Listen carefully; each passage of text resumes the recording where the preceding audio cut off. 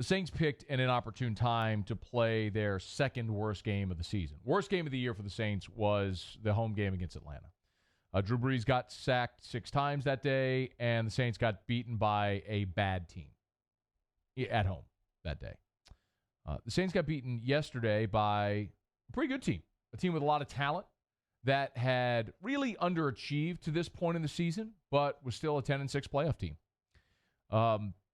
I don't think there's any question the Saints, the fan base, everyone was all probably too confident going in. Watching, Sunday NFL Countdown yesterday, unanimous across the board. Everyone picked the Saints. And typically when I see that, I go,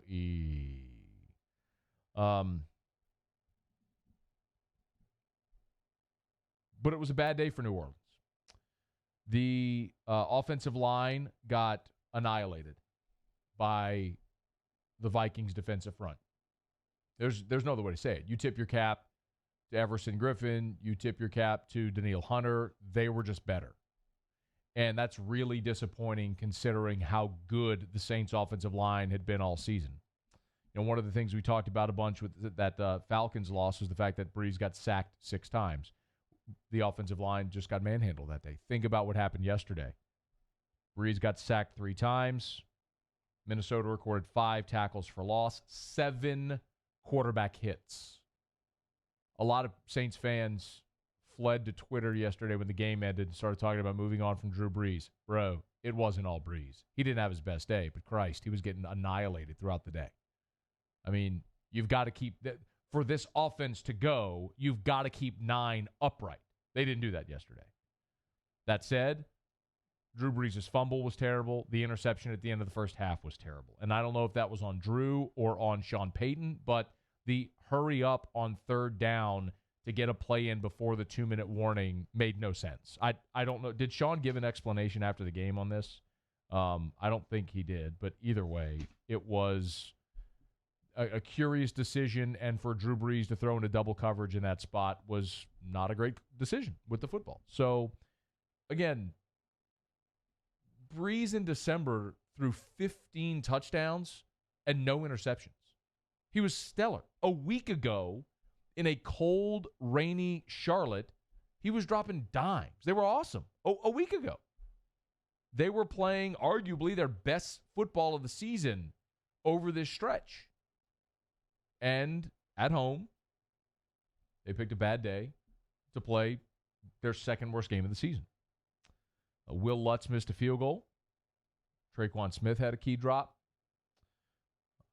You got a fumble on the opening possession of the ball game. You couldn't convert. I mean, the list goes on and on and on. Couldn't get off the field on 3rd down, including in overtime.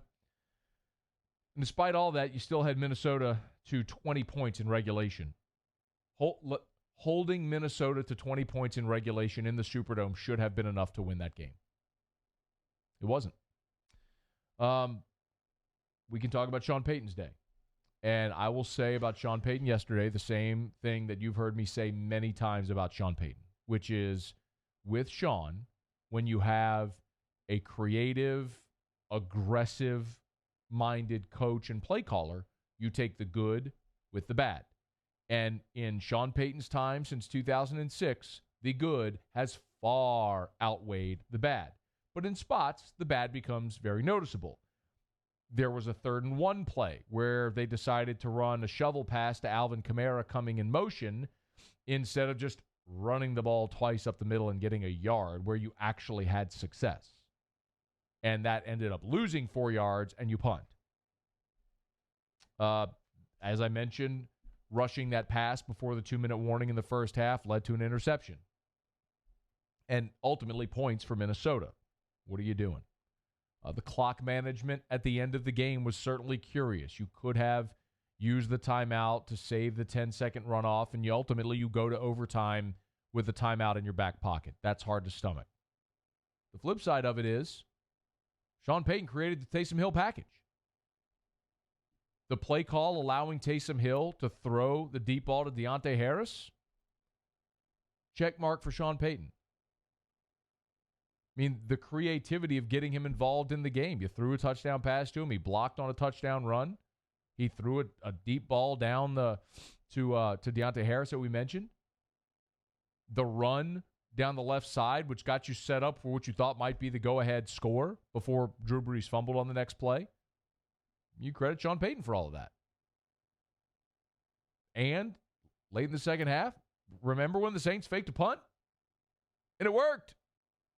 But you had a procedure penalty, which negated it. Yeah.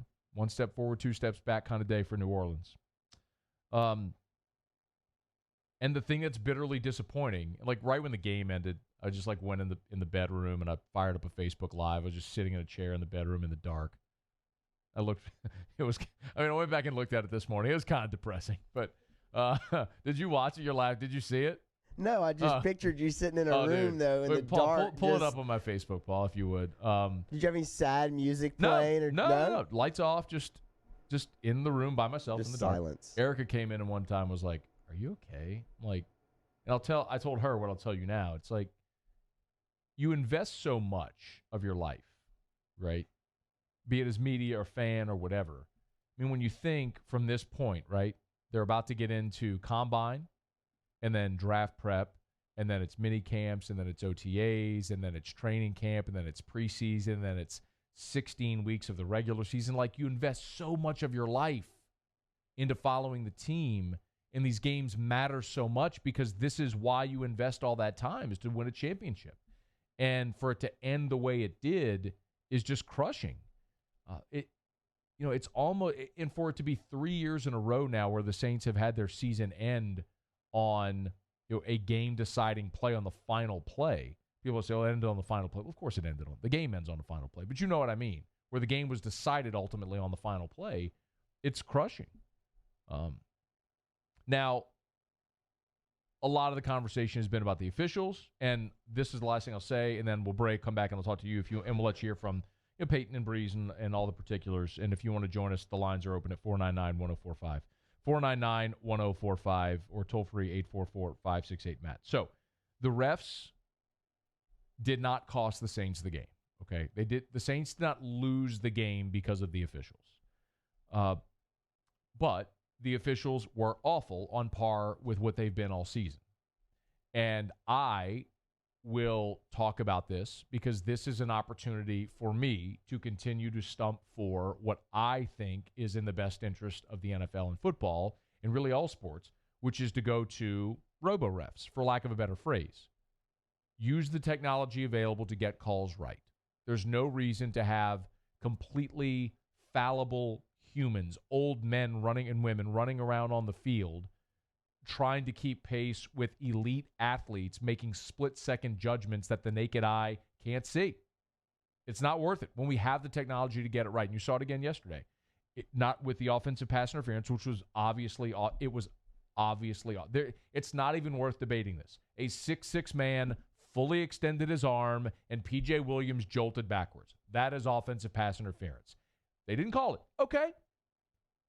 If you're not going to call that, then don't call the blindside block on J.T. Gray, which negated a 50-yard kickoff return and would have had the Saints in position to get points. These are game-altering plays that officials are thrusting themselves into. If you don't want to call OPI in that spot, okay, don't call that illegal blindside block. Don't call the illegal shift on Alvin Kamara on the spike, because ultimately you cost the Saints 5 yards, 10 seconds, and a chance to take one, maybe two shots into the end zone because you had a timeout at that spot.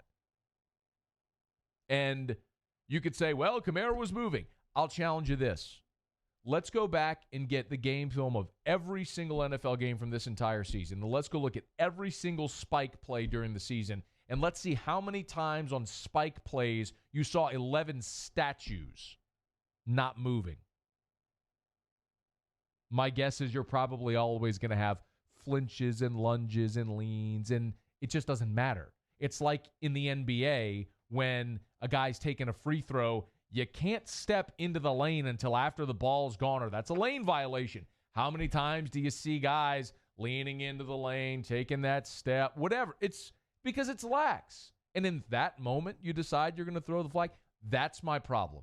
And I think that's where the lack of trust with the NFL, the big problem the NFL has is a lack of trust, because there's a lack of consistency.